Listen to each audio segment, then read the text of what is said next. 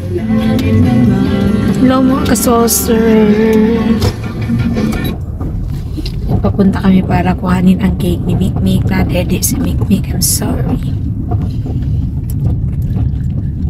So, aantayin namin dito yung cake ni Mikmik. Papunta kami na sa dati kong estudyante. Dito na lang natin paantayin. Dito na namin antayin. So, ito yung school na pinagtatrabaho namin ni tatay. Ayan. So, doon galing si Ron sa taas.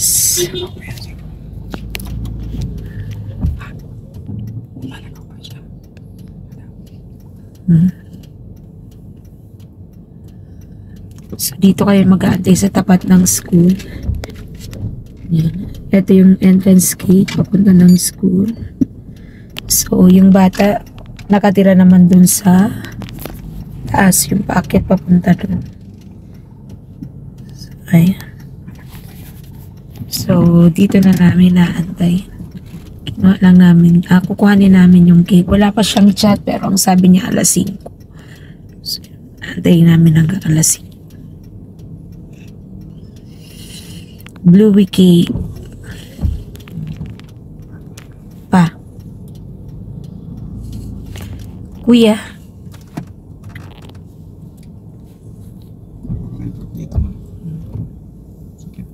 Ha? Ano, masakit pati? Nakikita ka dito. Hindi pa hindi pa Masakit daw ang lips ni tatay. Yan, wala akong lipstick. Nagkilay lang ako at saka na lagay ng ng serum sa mukha. So, natutulog si Mikmik. Ngayon lang ako hindi nag-headband at saka hindi nakaponit. Sobrang nipis na ng buhok ko. Hindi naman to dati manipis, makapal to. Pero nung nanganak na ako, lalo naging dalawa naubos na lahat. Halos wala lang natira sa buhok ko. Ito na lang, pipito na lang. Natangkapal ng buhok ko nung kabataan ko. So ngayon, ito na lang ang aking buhok. So wala pa si Ron. Mag-aantay kami dito kay Ron. So i-chat ko na muna. Cut ko muna ito and then magbibidyo ulit ako pagka nandito na si Ron. Pagka nandito na yung Blue Weekend. Sino kaya yun? Bakit nag-ilaw-ilaw? Kakilala ata namin yung tricycle driver. Ayan, nakausap ko na si Kuya Ron. Number na lang daw ang ilalagay yung age ni Mikmik. Pinalagyan ko kasi ng 4 kasi 4 years old na si Mikmik. So actually ang birthday ni Mikmik is December 5 pero since na may trabaho si Kuya Ron at may pupuntahan daw siya, so ngayon namin kukuhanin yung cake. And then next is nagpagawa ulit ako para naman kay Kuya. Kuya, kaway-kaway ka nga dyan.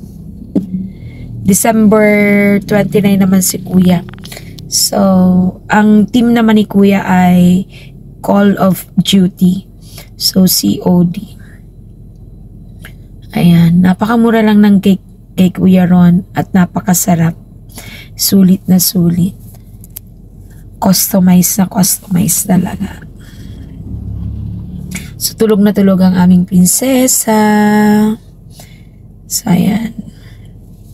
Antay-antay natin si Kuya Ron.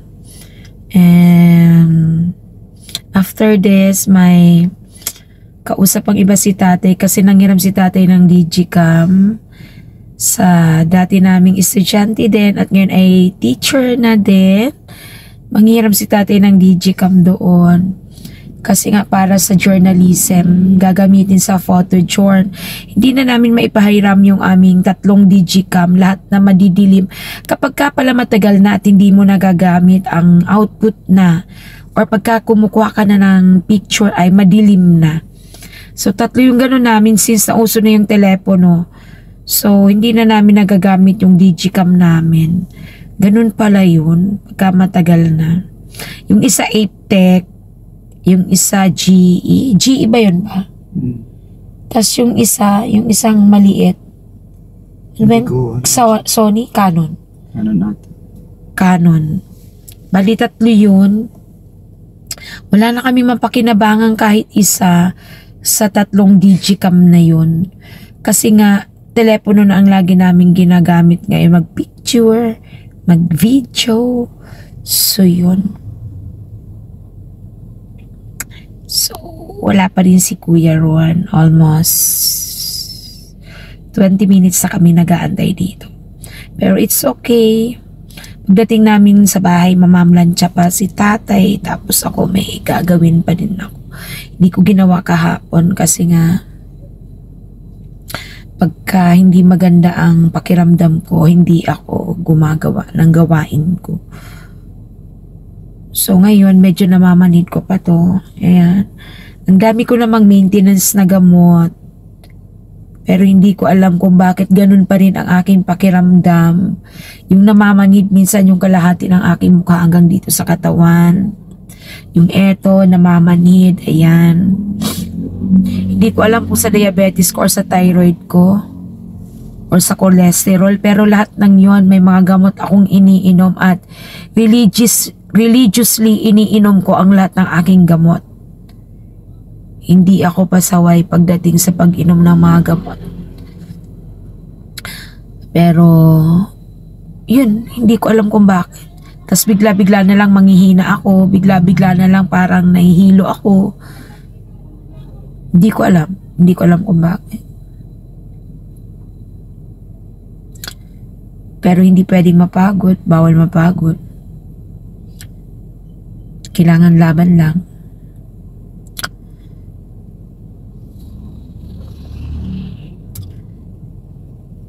Pagka nakita ko na dito si Kuya Ron, ipapakita ko sa inyo pababa. 524 naman. 5:24 na, may kausap pa kaming iba na 5:30 doon sa Jollibee checkpoint.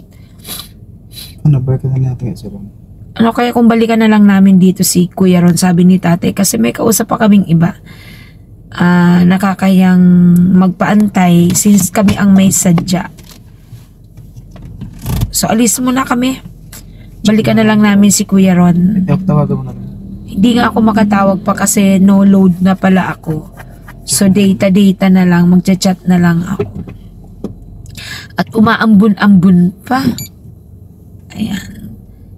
Sige, chat-chat ko na lang.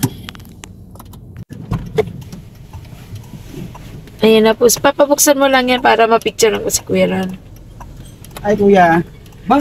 Nano pa ka? Ayan po si Kuya Ron. Kuya, papa yung pambayan. Wait lang po. Kuya! Thank you so much, Papa. Baka matagalin. Ay, hawak mo dyan ay. Nagawa ka mo Hindi siya nagpatayo. tatagilid. Patayo lang ha. Thank you so much, Kuya. Yan ito? Opo, 600 lang yan pa. Hindi ko na lang. Ay, nauna na. May paling ka ba? Akyat mo na pa. Akyat mo na si Kuya. Pasok ka dito na. Pasok ka, pasok. Pasok ka na. Akyat ka na namin doon. Dali. Naula na. Inabutan. Inabutan tayo. Thank you, Kuya. Thank you. Nak, ang gamit mo dyan ha. Baby, ayun na si Kuya. Mama, which way to play through? Which way to play the cake, Mom? Opo, are you happy? Yes. Yeah. Oh, don't touch, ha? You can touch it on your want to birthday. see. Huh? I want to see. You can see it, but don't touch, okay? Where's Kuya's? On his birthday, on November Where is 29. he? Ay, nothing pa. On November 29. Okay na? I'll go down. What was the Play-Doh? It's like a Play-Doh. Yes. It's a fondant cake. Where's the fun the cake, the Play-Doh? Spray pa natin siya ng ano para maging silky.